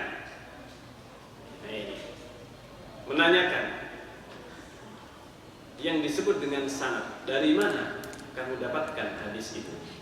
Dulu zamannya Rasulullah, zamannya para sahabat, awal-awal zaman para sahabat setelah wafat Rasulullah, kalau mereka mendengar Rasulullah bersabda, langsung mereka terima. Karena apa? Sabda Rasulullah langsung diterima. Itu di zaman para sahabat. Maksudnya mereka para sahabat yang mendengar Rasulullah, saya dengar demikian, tidak ada masalah. Tabi'in juga masih yang banyak mereka menyampaikan hadis. Bahkan sebagian sahabat ada yang mengambil hadis dari tabi'in, karena tidak sempat ketemu dengan sahabat yang diambil oleh tabi'in. Maka ada sebagian sahabat mendengar hadis tabi'i yang mengambil dari sahabat lain di tempat yang mungkin jauh. Sahabat ini ngambil dari tabi'in. Nah, pada saat terjadi fitnah, maka muncul banyak berita bersimpang siur. Berita fulan mengatakan demikian, si fulan mengatakan demikian, terjadi. Bukan hanya hadis Rasulullah, tapi termasuk berita dari sahabat. Ada surat kaleng, sudah ada surat kaleng waktu itu, meskipun belum ada kaleng. Ini sudah ada surat kaleng, maksudnya surat yang hoax, dipalsukan. Surat Aisyah kepada Ali, surat Ali kepada Aisyah, surat kepada Utsman kepada gubernur di negeri di Irak. Surat-surat ini dipalsukan atas nama Utsman, atas nama Ali bin Abi Thalib, atas nama Aisyah. Sampai Aisyah ditanya, engkau menulis surat kepada siapa? Saya nggak pernah nulis surat. Terjadi, sehingga sampai terjadi peperangan. Itu ternyata sebabnya karena berita hoax. Karena berita apa? Hoax dan surat hoax, surat palsu. Maka akhirnya kemudian mereka para sahabat kalau mendengar suatu berita, baik itu hadis Rasulullah ataukah yang lain, berita dari Ali, berita dari si fulan, maka mereka menanyakan, dari mana ini? Kalau ada surat, siapa yang membawa surat ini? Ditanya, siapa yang membawa surat ini? Siapa yang membawa dari Ali? Siapa yang membawa dari Aisyah? Kurirnya siapa? Kalau ada kurirnya ini yang membawa dari Ali, nah, ditanya ini, siapa si fulan ini? Bisa dipercaya atau tidak? Maka tidak sembarangan mereka. Kemudian setelah itu baru muncul yang namanya sanad. Itulah yang namanya apa? Sanad. Dari siapa? Si fulan. Si fulan ini dengar dari siapa? Si fulan dari siapa? Dikenal nggak ini? Kalau dari Ahlus Sunnah maka diterima. Tapi kalau bukan dari Ahlus Sunnah maka nggak diterima. Nah, kalau pemahaman yang sesat, ada Khawarij muncul sudah pada waktu itu, kaum Khawarij dan yang lain, maka nggak diterima. Ini pentingnya sanad. Pentingnya apa? Sanad. Itu munculnya hadis-hadis palsu pada masa itu. Terutama yang paling banyak itu adalah dari arah Irak. Yang sekarang Irak itu, zaman dulu disebut Irak, itu sekarang sudah mencakup Iran juga. Iran, sebagian Kuwait. Itu dulu adalah wilayah Persia. Di sanalah paling banyak muncul hadis-hadis palsu. Karena memang penduduk Irak, Iran dan sekitar Persia, bangsa Persia, mereka sudah terbiasa berdusta. Artinya dusta adalah hal yang biasa bagi mereka. Sehingga kalau orang berdusta itu sudah lumrah. Makanya dalam agama Syiah, dusta menjadi bagian dari agamanya, yang disebut dengan apa? Taqiyah. Nah, kita bisa memahami, wajar kalau seandainya mereka itu punya akidah taqiyah dalam keyakinan agama mereka. Karena memang di dalam agama Persia, di dalam negeri Persia, itu dusta adalah sesuatu hal yang biasa terjadi. Sampai akhirnya mereka berani berdusta atas nama Rasulullah. Makanya kalau disensus para pendusta dari berbagai negeri, di Mesir, di Hijaz, di Syam, di Irak, yang paling banyak pendustanya itu adalah dari apa? Dari arah Irak, Iran kalau sekarang. Nah, sekitar situ, ke timur. Yang paling sedikit ya di Makkah, Madinah, di Hijaz, paling sedikit. Karena bangsa Arab menjaga benar, menjaga betul kejujuran, dan itu menjadi salah satu prinsip yang dijaga oleh mereka. Mereka orang musyrik, tapi menjaga apa? Kejujuran. Bukan karena agama, tapi karena memang itulah adat yang dijaga oleh mereka. Nah, sementara di Persia nggak dijaga, dusta hal yang biasa. Makanya sifat dusta itu menular. Kenapa? Karena kebiasaan. Sehingga karena kebiasaan seperti itu akhirnya menjadi hal yang lumrah dan banyak terjadi. Nah, sekarang ini banyak diamalkan hadis-hadis yang lemah dan palsu bahkan. Nah, sebabnya karena apa? Karena banyak mereka yang mengajar, mereka yang menyampaikan hadis tidak paham dengan ilmu hadis. Minimal ilmu hadis itu ada sahih, ada dhaif, ya kan? Ada hadis-hadis itu terbagi menjadi beberapa kelompok. Kelompok yang bisa diterima, kelompok yang nggak bisa diterima. Ada kelompok yang masih menunggu, bisa diterima atau tidak, bisa diterima atau tidak. Maka ini dipelajari oleh para ulama pada masa itu sudah biasa mereka seluruh dunia Islam di masa tabi'in, di masa tabi' dan setelahnya. Ini terjadi penelitian hadis. Makanya mereka kalau meriwayatkan hadis tidak ada sanadnya, ada sanad fulan. Nanti baru diteliti. Ini si fulan ini siapa? Si fulan siapa? Ketika itu sudah sekarang ini, zaman sekarang ini sudah nggak ada lagi ilmu hadis. Bahkan nggak diajarkan bagaimana memisahkan antara hadis yang palsu dengan hadis yang memang betul hadis Rasulullah. Ada hadis yang dhaif, ada hadis yang sahih. Akhirnya orang itu pokoknya hadis diterima. Ini akhirnya diamalkan. Ini sebabnya tersebarnya hadis palsu, hadis lemah dan diamalkan dan akhirnya mendatangkan pemahaman yang sesat. Ini sebabnya ilmu hadis, ilmu tentang sunnah Rasulullah SAW yang mulai pudar dan jarang diajarkan. Dan sehingga yang ahli dalam hadis ini sudah mulai jarang, sedikit, sangat sedikit. Makanya di antara yang kita ajarkan di ma'had kita, di pondok-pondok pesantren Salafi Ahlus Sunnah, ini ilmu hadis, salah satu yang menjadi ilmu yang diajarkan, ilmu alat ini yang sangat penting. Agar ketika menyampaikan hadis minimal sudah tahu ini hadisnya apa, sahih, dhaif, sudah tahu. Cukup itu saja. Hadis palsu, kita tahu hadisnya maudhu atau palsu. Tapi yang banyak terjadi sekarang ini, ustaz mengajarkan Rasulullah bersabda, nggak disebutkan ini hadis palsu, hadis maudhu, hadis sahih, hadis dhaif, nggak disebutkan. Cuma langsung disebutkan Rasulullah bersabda. Sampai akhirnya hadis palsu pun Rasulullah bersabda. Rasulullah demikian, kejadian ada hadis demikian, diriwayatkan oleh Ibnu Hibban, diriwayatkan oleh dan seterusnya, tanpa menyebutkan kesahihannya. Nah, inilah yang menjadi penyebab munculnya banyak hadis palsu, hadis beredar, bahkan dikenal dalam kaum muslimin, dihafalkan. Hubbul watan minal iman, ya. Kemudian apalagi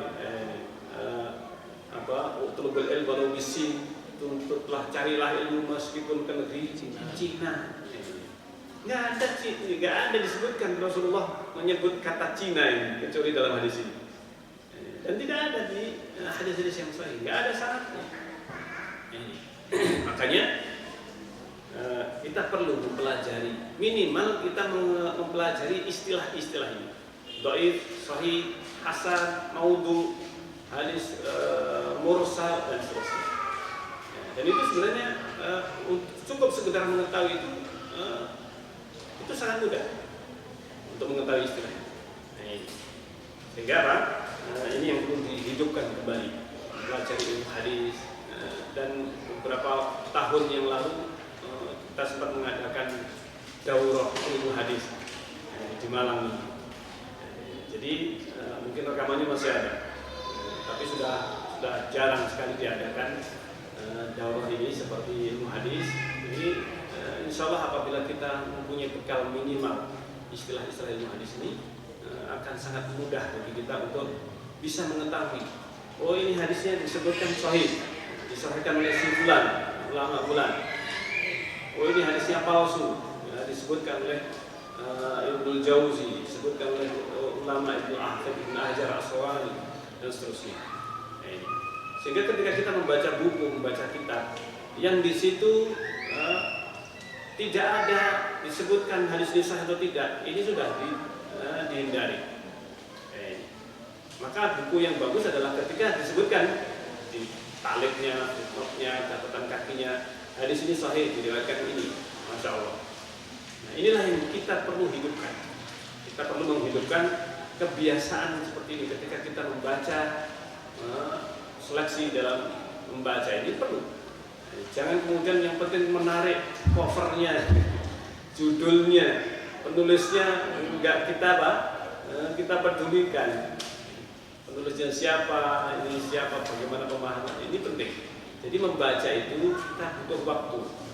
Dan jangan sampai waktu yang terbatas ini kita sia-siakan dengan membaca yang tidak bermanfaat atau bahkan berbahaya. Maka cari buku ataukah yang jelas penulisnya siapa, pemahaman yang benar. Ini kita tanyakan kepada yang lebih tahu. Buku ini bagaimana? Oh ini bagus dibaca, ini tidak bagus untuk dibaca. Makanya di dalam kitab ini yang kita baca, ini senantiasa disebutkan kalau ada hadis disahihkan oleh si fulan, disahihkan oleh Al-Albani. Untuk apa? Untuk kita bisa tenang. Oh hadis ini sahih. Paham sini kira-kira ya? Masya Allah. Baik, mungkin demikian kita cukupkan sampai di sini. Insya Allah kita lanjutkan dalam kesempatan yang akan datang. Bismillah ta'ala. Akhir da'wana alhamdulillahi rabbil alamin. Subhanakallahumma rabbana wa bihamdik asyhadu an la ilaha illa anta astaghfiruka wa atubu ilaik. Assalamualaikum warahmatullahi wabarakatuh.